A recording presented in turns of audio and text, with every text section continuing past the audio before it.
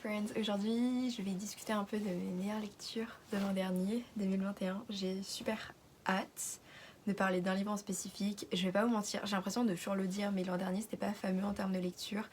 Je sais que j'ai déjà fait mon tiers ranking, mais à l'instant même où je l'ai posté, je le re-regardais une dernière fois pour vérifier juste si tout allait bien. Et j'étais là, mais en fait j'aurais dû baisser ce livre, j'aurais dû baisser ce livre et tout ça, donc j'avais envie de tout changer déjà. Donc en fait, dites-vous que mon tiers ranking de la semaine dernière était une vision un peu genre optimiste de ce que j'ai lu, parce qu'au final, j'ai envie de tout baisser maintenant, c'est vraiment horrible. Je sais pas ce qui se passe dans ma tête, mais voilà. C'était... Je sais que le tier ranking était déjà assez négatif, mais genre, ayez en tête que c'est encore plus négatif que ce que je vous ai montré. Voilà, super, j'adore être moi.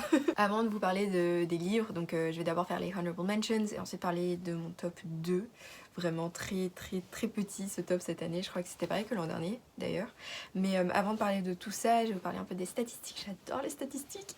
Et du coup je vais d'abord vous montrer celle de Goodreads, ensuite le tableur que je me suis fait, j'en ai fait un comme l'an dernier. Enfin j'ai changé quelques catégories. Et ensuite cette année j'ai commencé... En fait non, j'ai commencé ces Storygraph l'an dernier en milieu d'année, sauf que j'avais importé genre mes shelves et en fait j'aimais pas du tout ce que ça faisait, c'était trop le bordel, ça avait inventé de nouveaux trucs, il y avait des livres qui étaient en doublon, il y avait des livres qui n'existaient pas et en fait j'aimais pas du tout.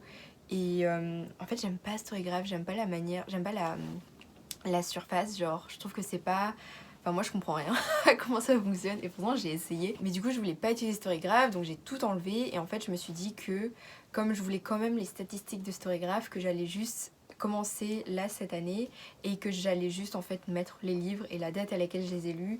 Comme ça je peux en fin d'année avoir les statistiques de Storygraph aussi, vu que je les trouve hyper intéressantes. Parce que du coup c'est des trucs que moi enfin j'ai pas forcément sur mes stats et voilà, ce sera un peu différent de ce que moi j'avais, du coup je trouve ça cool. Et du coup voilà, si vous voulez mon Storygraph, je crois que c'est juste Tara, je suis pas sûre. Je vais mettre le lien dans ma description avec tous mes autres liens de toute manière. Mais voilà, si vous voulez suivre mon Storygraph, allez le suivre.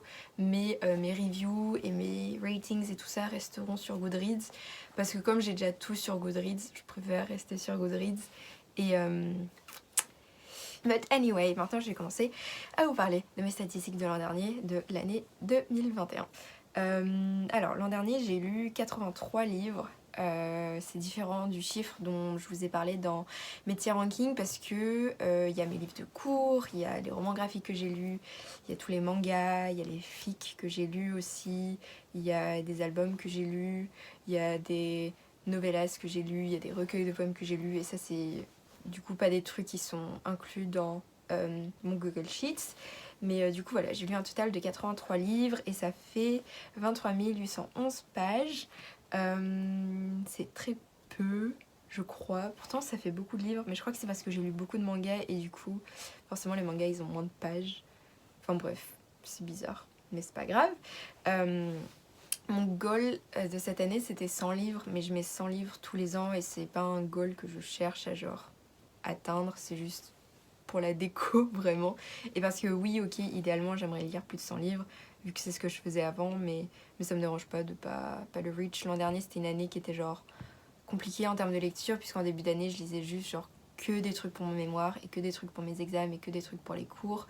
Et du coup en début d'année je lisais vraiment rien pour moi-même. Et après j'étais juste genre pas bien et du coup bah j'allais pas lire non plus. Et c'est pour ça que je lisais aussi beaucoup de trucs très courts. Et il y avait une phase où je lisais vraiment que des fics en fait. Et du coup bah c'est pas des trucs que je mets sur Goodreads, enfin bref.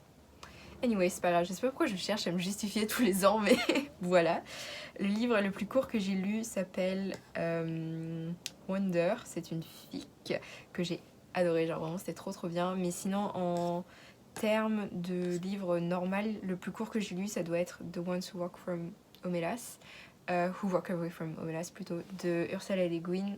C'était super court, ça faisait genre une dizaine de pages. Le livre le plus long que j'ai lu fait 1400 pages, ça s'appelle Ukiyo, c'est une fic aussi. Mais sinon en termes de livre normal, je pense que le livre le plus long que j'ai lu ça doit être probablement A Little Life, qui faisait genre 800 pages je crois. Donc déjà on peut constater que les fics que je lis sont 2 fois plus longues que les romans que je lis. Genre tout va bien alors que je les lis 2 fois plus rapidement, mais c'est pas grave. Les average book lengths, c'est 286 pages, donc ça rejoint exactement ce que j'ai dit sur le fait que je lisais beaucoup de livres courts. Le livre le plus populaire que j'ai lu, c'est The Curious Incidents of the Dog in the Nighttime de Mark Haddon. Et ensuite le livre le moins populaire, c'est une fic, donc tout le monde s'en fout. Mon average rating, c'était 3,9. Je suis pas surprise, mes average ratings sont toujours très hauts puisque je suis toujours hyper optimiste une fois que je finis le livre, mais après j'ai envie de tout baisser et en fait je note pas, je l'ai déjà dit je crois, mais je note pas les livres que j'aime pas souvent puisque je peux pas leur mettre 0 et j'ai pas envie de leur mettre 1, donc voilà. Ma première review de l'année, c'était Fever Dream pour The Starless Sea de Erin Morgenstern. Mais c'est un exemple parfait puisque vous voyez que j'ai mis 4 étoiles alors que dans mon tier ranking je l'ai mis dans je sais plus dans quoi je l'ai mis, genre dans Bref ou un truc comme ça. Mais voilà, c'est un exemple parfait du livre où genre quand je l'ai terminé, je me suis dit ok c'était trop bien, mais en fait plus j'y réfléchis, plus ça m'énerve et donc en fait j'ai envie de baisser sa note. Et voilà, c'était tout ce que Goodreads nous offre cette année. Voici tous les livres que j'ai lus. En début, vous voyez que du coup j'ai lu beaucoup de livres pour les cours. Après il y a la période où j'ai lu des fics. J'ai même pas pu mettre toutes mes fics dessus. Encore heureux, sinon on va me prendre pour une folle. Mais du coup, voilà, c'était vraiment bof cette année en lecture. Anyway, passons à mes stats personnelles. Enfin, du coup, que j'ai fait personnellement. Du coup, je prends juste un Google Sheet. J'arrive pas à parler, c'est insupportable, je suis vraiment désolée. Mais du coup, voici mon tableau. Alors du coup, adulte ou YA, cette année j'ai lu 30 romans adultes et 9 romans YA et j'en ai lu un qui était du middle grade. Le middle grade que j'ai lu c'était Bridge of Souls de V. Schwab. Ensuite en fiction ou non-fiction, j'ai lu 35 romans de fiction et 5 livres de non-fiction et je suis super contente, j'aimerais vraiment lire encore plus de mémoire cette année. Là déjà je suis en train d'en écouter un en audiobook et j'adore et je trouve que les expériences personnelles, c'est vraiment ce qui m'intéresse le plus. Du coup, voilà. D'ailleurs, ma meilleure lecture de cette année était un mémoire aussi. Enfin, de l'an dernier, était un mémoire. Ensuite, nous avons les genres. J'ai beaucoup de mal avec les genres, en fait. Vous le verrez peut-être dans mon tableau, mais genre... j'ai fait n'importe quoi. Genre, je sais pas comment mettre un livre dans un genre, puisqu'il y a plein de livres qui ont plein de genres différents. Donc du coup, voilà, cette colonne, je m'en fous un peu. Et je le ferai pas l'an prochain. Enfin, et je le ferai pas cette année. Du coup, je prendrai les catégories de Storygraph quand elles sortiront. Ensuite, le genre de l'auteur. J'ai lu 26 romans écrits par des femmes, 13 romans écrits par des hommes et un roman écrit par une personne non binaire. D'ailleurs, je crois que c'était The Deep de River Solomon, que j'ai vraiment pas aimé. Ensuite, j'ai lu 18 livres écrits par des auteurs blancs, 17 livres écrits par des auteurs asiatiques, 4 livres écrits par des auteurs noirs et un livre écrit par un auteur d'Amérique latine. Ensuite, j'ai lu 39 livres en anglais et un livre en français. Le livre que j'ai lu en français, en plus, je crois que c'est Demian et c'est traduit de l'allemand, donc voilà. Et ensuite, j'ai lu du coup 13 romans traduits.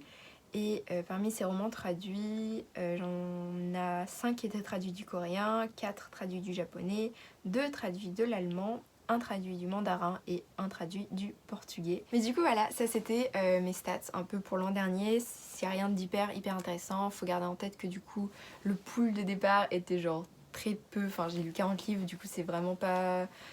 fou, incroyable. Du coup, c'est pas des stats qui sont genre hyper intéressantes, je trouve, mais voilà, j'aime bien les faire puisque j'aime beaucoup les chiffres. Et voilà, maintenant je vais vous parler des livres qui ont un peu marqué mon année. Je vais commencer par les Honorable Mentions. Donc si vous regardez un peu mon tier ranking, ça correspond à peu près à So Close to Being Perfect, mais c'est pas trop ça puisque comme je l'ai dit, je changerai déjà mon tier ranking. Et ensuite je parlerai du coup en fin de vidéo de mes 2 meilleures lectures de l'an dernier. Il y en a une en particulier dont j'ai vraiment trop hâte de parler. Mais du coup voilà, j'ai commencé par mes Honorable Mentions. J'avais pas beaucoup de livres à vous présenter déjà de base en Honorable Mentions. Il y en a 3 dont je voulais parler, sauf qu'en fait je vais les présenter dans une prochaine vidéo aussi qui sort dans 2 semaines normalement. Et du coup voilà, j'ai envie de garder un peu ce que j'ai à dire pour cette vidéo.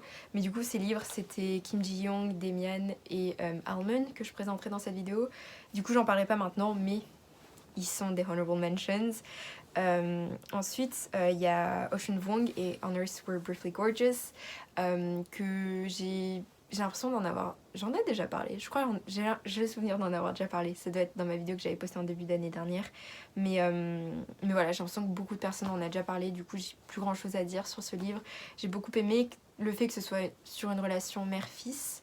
J'ai beaucoup aimé que ce soit sur la guerre du Vietnam. J'ai beaucoup aimé la plume de l'auteur. J'arrêterai jamais d'en parler, mais vraiment, c'est sublime. J'ai trop hâte de lire plus de lui cette année. Et voilà, vraiment, On Earth We're Briefly Gorgeous, c'est gorgeous, genre c'est vraiment juste magnifique à lire. Ensuite, il y a Howl de Allen Ginsberg qui est un recueil de poèmes et vraiment j'ai adoré, les poèmes étaient tous super beaux, j'ai bien aimé les thèmes qui étaient abordés, ça parle beaucoup de la jeunesse et de genre la société de consumption et ça parle beaucoup genre de capitalisme et ça parlait beaucoup aussi de mental illness et tout ça et j'ai vraiment beaucoup aimé et j'ai hâte de lire plus d'œuvres, encore une fois, de personnages un peu de la Beat Generation. Et ensuite, j'ai adoré aussi Malibu Rising de Taylor Jenkins Reid. J'ai l'impression de vous avoir présenté à chaque fois ces romans dans mes tops de chaque année, mais j'aime trop Taylor Jenkins Reid et j'adore sa façon de créer des célébrités et de les rendre vraiment genre tellement humains et réalistes. Et ce livre en particulier, c'était sur une famille, et enfin notamment une fratrie du coup, et du coup il y avait beaucoup d'histoires de famille, et ça c'est vraiment mon truc préféré, je pense, les histoires de famille, enfin un de mes trucs préférés en tout cas. Et du coup voilà, j'ai vraiment adoré Malibu Rising. Et ensuite le dernier livre dont je voulais parler... Ah non, il y a aussi Life for Sale de Yukio Mishima, mais j'en ai parlé dans mon dernier vlog, enfin dans mon vlog de décembre, mais j'ai adoré ce livre. C'est un classique japonais et c'est l'histoire d'un homme en fait qui va vendre sa vie à qui veut l'acheter. Donc en fait les gens peuvent acheter sa vie et juste en faire ce qu'ils veulent. Et donc il va se retrouver dans des affaires liées genre au FBI japonais, avec des vampires, il y aura des tentatives d'assassinat contre lui et tout ça. Enfin bref, c'était un gros délire, j'ai beaucoup aimé. C'est un livre qui est vraiment sur... la valeur de la vie et qu'est-ce qu'on en fait, et j'ai trouvé ça trop intéressant. Et ensuite le dernier livre du coup des Honorable Mentions, c'est un livre dont je voulais vraiment parler, c'est Heaven de Mieko Kawakami. J'avais pris parce que je l'avais vu en librairie et j'adorais la couverture en fait, je le trouvais trop beau et je voulais trop le lire rien que pour la couverture. Je connaissais pas du tout l'autrice, je connaissais pas du tout le livre, je l'avais jamais vu. Et en fait c'est une histoire de 2 enfants qui se font harceler à l'école, et c'est un peu cette amitié qui va se lier entre eux, et il n'y a pas trop de gros plots, vous voyez, c'est un peu ce genre de roman japonais où c'est un peu genre un character study presque de personnages et de ce qui leur arrive dans leur quotidien, mais il n'y a pas vraiment d'arc général. Et j'ai bien aimé parce que c'était un livre du coup qui était sur la différence et de que faire quand on a un élément qui nous démarque des autres. Il y avait un passage à la fin du livre qui m'a beaucoup marqué, où en gros le petit garçon qui se fait harceler se demande en fait à un des gars qui le harcelait, mais pourquoi est-ce que genre tu t'es acharné sur moi en fait. Et en fait le gars lui dit mais c'était pas contre toi, enfin, c'est juste parce que t'étais là et qu'on s'ennuyait et que bah tu prenais tout quoi. Et en fait suite à ça il y a une discussion et des réflexions hyper intéressantes, et genre vraiment genre, enfin je sais pas, ce passage il m'a trop marqué, je sais pas pourquoi, mais du coup j'ai vraiment adoré ce roman. J'ai lu suite à ça un autre roman de l'autrice qui s'appelle Miss Ice Cream, que j'ai moins aimé, mais c'est une autrice que je garde en fait dans mon radar, je sais pas comment le dire, mais dont j'aimerais lire plus d'heures maintenant. Il y a notamment une œuvre d'elle qui est assez connue qui s'appelle Breast and Egg, il me semble. La couverture elle ressemble un peu à Heaven, mais elle est rose, je la trouve trop belle aussi. Et en fait Breast and Egg, ouais, c'est assez populaire, mais je connaissais pas du tout. Mais du coup voilà, je pense que j'essaierai de le lire cette année et j'aimerais vraiment lire plus de ces autrices. Et parce que je la trouve trop intéressante, j'aime beaucoup ses personnages et j'aime beaucoup ses réflexions, du coup voilà. Ensuite c'est tout, c'est absolument tout ce que j'avais à dire sur mes honorable mentions. Maintenant je vais vous parler de mes 2 meilleures lectures. Ah non, j'ai oublié Spy X Family. Oh, j'ai oublié Spy X Family. Spy X Family, c'est un manga que j'ai lu l'an dernier. On est un peu dans une Allemagne fictive. Ça s'appelle pas l'Allemagne, ça s'appelle genre Westernien, un truc comme ça. Et en fait, on est un peu dans une Allemagne de la guerre froide. Donc déjà, ça, c'est ce que j'adore. Et donc, il y a cette opposition entre l'Ouest et l'Est. Et on a un espion qui est un espion, je sais plus son nom. En plus, il a un vieux nom américain, mais j'ai plus son nom. Bref, mais du coup, c'est un espion de l'Ouest qui doit infiltrer l'Est et avoir et récupérer en fait des informations sur un homme politique, il me semble, de l'Est ou un général de l'armée, je sais plus. Vraiment, ma mémoire inexistante. Mais du coup, le seul moyen qu'il a d'entrer en contact avec cet homme, c'est d'envoyer genre son enfant à l'école pour que les enfants se lient d'amitié et pour qu'ensuite lui il peut comme ça atteindre cet homme et donc du coup sa mission c'est de se créer un peu une fausse famille et d'avoir du coup cette fille qui l'enverrait à l'école et donc en fait il va adopter une petite fille sauf que la petite fille il ne le sait pas est une télépathe et du coup elle peut lire les pensées et ensuite il va se trouver une femme aussi sauf qu'il ne le sait pas mais la femme qui s'est trouvée est une assassin et du coup t'as ce trio genre trop drôle qui s'est formé et j'aime vraiment trop Spy X Family, c'est trop drôle, genre c'est trop mon humour et c'est trop le genre d'histoire que j'aime beaucoup vu que c'est très found family et c'est très ouais je sais pas c'est trop doux à lire, genre c'est bizarre mais c'est très doux à lire puisqu'en fait t'as ces trois personnages qui veulent juste au final se trouver une famille sans le savoir et ouais, c'est trop drôle. Et t'as le père qui est en mission tout le temps. Et forcément, la petite, comme elle est télépathe, elle sait la véritable identité de ses parents. Mais les deux ne le savent pas. Et voilà, t'as vu genre plein d'histoires trop drôles. Et j'aime beaucoup Spy X Family. Vraiment, c'était une trop bonne découverte. Du coup, voilà, là par contre, c'est vraiment tout ce que j'avais à dire. Du coup, je vais poser mon post-it. Et je vais vous parler du coup de mon top 2 de l'an dernier. Il y a un livre, j'ai pas envie d'en parler. Oh, le premier livre, c'est A Little Life de Anya Yaginara, j'allais dire Agneux, alors que c'est le personnage principal d'un autre livre, mais c'est pas grave, de Anya Yaginara. C'est un peu ce livre qui est sur une longue durée. On suit 4 hommes. Je sais pas pourquoi j'essaye de le résumer en fait. C'est pas comme si genre personne ne connaissait ce livre. C'est trop bizarre. Pourquoi j'essaie de résumer A Little Life? Mais bref, c'est cette histoire sur 4 hommes qui habitent à New York et qui se sont liés d'amitié à l'université et du coup on va les suivre après l'université une fois que leurs chemins se sont tous séparés mais qui gravitent un peu tous autour de Jude qui est un des 4 garçons et Jude du coup a beaucoup de problèmes physiques et beaucoup de problèmes mentaux aussi et du coup voilà c'est un peu ce gros roman sur la dépression.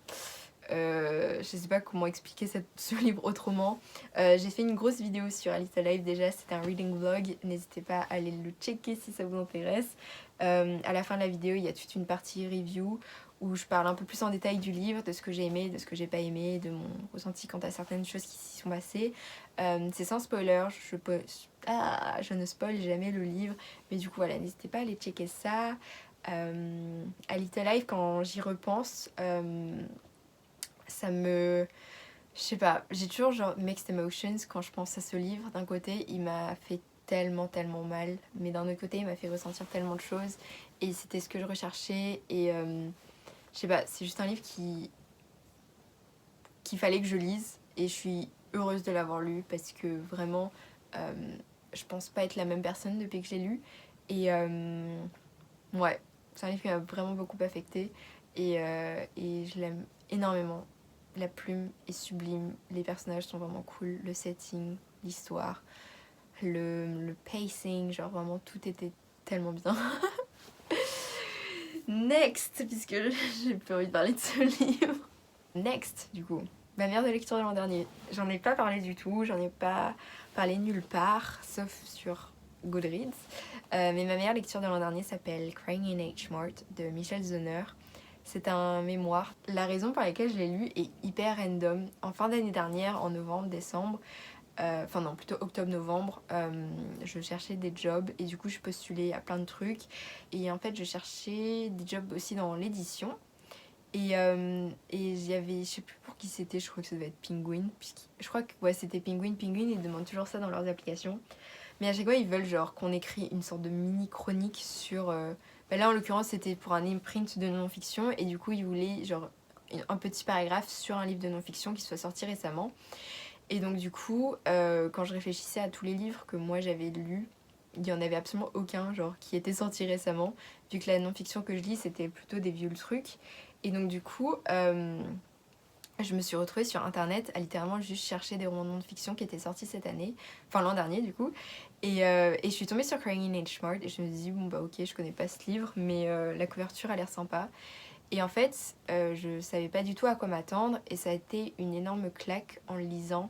D'ailleurs, j'ai pas eu le job, hein. En plus, j'ai pas eu le job, du coup, vraiment, c'était inutile de l'avoir lu. J'ai pas eu le job, mais j'en suis ressortie avec mon nouveau livre préféré, donc on ne perd jamais à la vie. Mais du coup, Crying in H. Mart, ouais, c'était cette énorme claque parce que j'avais l'impression de lire mon histoire. Et j'avais l'impression surtout de lire ce qui aurait pu m'arriver et de lire la personne que j'aurais pu être. Et du coup, c'était très perturbant. Genre, sincèrement, je me suis jamais autant retrouvée dans un livre et c'était bizarre. Ouais, je pense que c'est pour ça que je l'ai autant aimé. Après, objectivement, c'est un livre aussi qui est excellent, mais je pense que la raison pour laquelle moi je le considère vraiment comme un de mes livres préférés, c'est parce que c'est un livre qui a vraiment résonné en moi et qui m'a fait réfléchir à beaucoup de choses. Et voilà, pour vous parler du livre du coup, Michelle Zauner, elle est à moitié coréenne et à moitié blanche. Et en fait, sa mère est coréenne et son père est blanc, américain. Et en fait, elle a perdu sa mère à un cancer. Et du coup, c'est un livre sur le deuil et sur son identité en tant que personne biraciale. Et en fait, sa mère était coréenne et du coup, sa mère représentait un peu son côté coréen. Et une fois que sa mère n'était plus là, en fait, elle avait l'impression de perdre un aspect de son identité, puisque plus rien en fait ne la rattachait forcément à son identité coréenne. Et en fait, du coup, c'est vraiment un livre où elle discute de tout ça et c'était super intéressant. Mais ouais, ça c'est vraiment genre le truc auquel je m'attendais pas du tout. Sincèrement, quand j'ai commencé ce livre, j'avais zéro attente, je ne savais pas à quoi m'attendre. Mais ouais, et même du coup, tout le côté sur le deuil est magnifiquement bien écrit et magnifiquement bien... je sais pas, c'était juste genre si beau à lire. Mais du coup voilà, ça c'était ma meilleure lecture de l'an dernier. Crying in H. Mart, c'est un roman sur le deuil et sur la famille et sur l'identité biraciale. Et c'est un roman aussi sur la cuisine coréenne et sur comment rester en contact avec sa famille et ses racines et comment ne pas se perdre. Et c'est un roman qui est magnifiquement bien écrit. L'autrice, elle a vraiment genre juste une façon de s'exprimer que j'aime beaucoup. Et voilà, c'est tout ce que j'avais à dire, je pense, sur Crying in H. Mart. J'aime trop ce livre. Ah, j'ai l'impression d'avoir raconté n'importe quoi. Je lui ai pas fait honneur, c'est horrible. J'ai pas envie de passer cette vidéo. Mais c'est pas grave, je sais plus ce que j'ai raconté. Mais voilà, ça conclut à peu près du coup mes meilleures lectures de l'an dernier. Des livres qui m'ont un peu marqué. Des livres qui... ne m'ont pas fait détester la lecture, voilà. N'hésitez pas à me partager vos meilleures lectures de l'an dernier. Je serais vraiment curieuse de voir ce qui vous a fait vibrer. Il y a un oiseau qui vient de passer juste devant ma fenêtre. Et dites-moi si je vous ai donné envie de lire certains de ces livres. J'ai l'impression que j'ai fait un hyper mauvais job.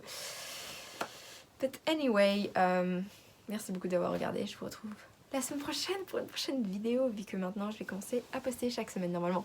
Voilà, c'est tout. Bye!